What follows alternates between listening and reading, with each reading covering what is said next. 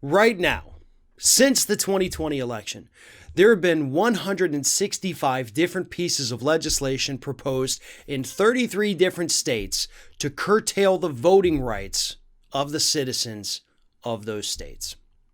So most of the states have pending legislation that would end up changing the voting rules for that state. And these, by the way, are pieces of legislation put forth by Republicans because they're pissed off about losing the 2020 elections. Ever since the end of that 2020 election, probably a few days after the election, once Trump started with all his voter fraud claims that were totally bogus, by the way, we've been warning constantly that his claims were going to be used, as false as they were still going to be used by state Republicans to push new voter restrictions. And sure enough, that is what is happening. And it continues to happen. And unfortunately, it continues to get ignored. The story that I read today about this, do you know where it came from?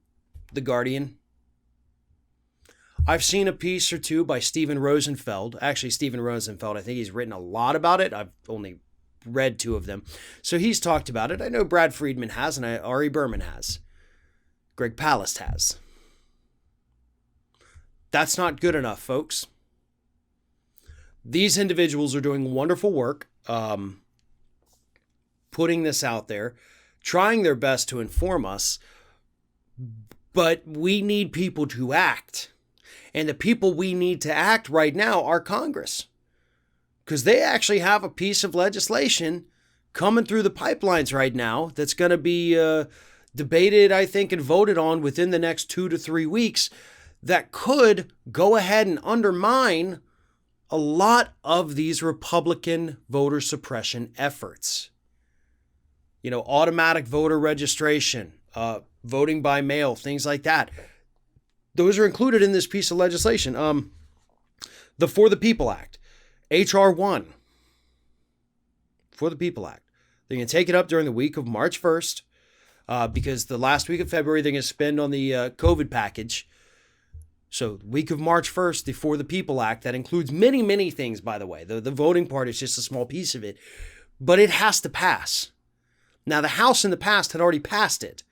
It's a lot of use of the word passed. But they had already passed it. Obviously, this is one of the pieces of legislation that sat on Mitch McConnell's desk that he just decided he wasn't going to take up because he doesn't care about any of these things.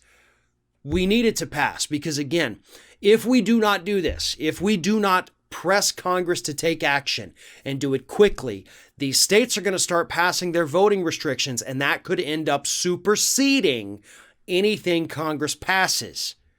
You know, 10th Amendment and all that. Congress has to pass it quickly so that the states can't then pass a law and say, oh, no, nope. 10th Amendment only would supersede if your law gets passed first, because that was not necessarily a law that was, whatever, I lost my train of thought there. It was a law that was already on the books before Congress came in, so the 10th Amendment would protect it, is what I was trying to say. Either way, 165 pieces of legislation, 33 states. Republicans want to make sure Democrats never win another election. And if Democrats don't take strong, swift action here, the Republicans might get their way.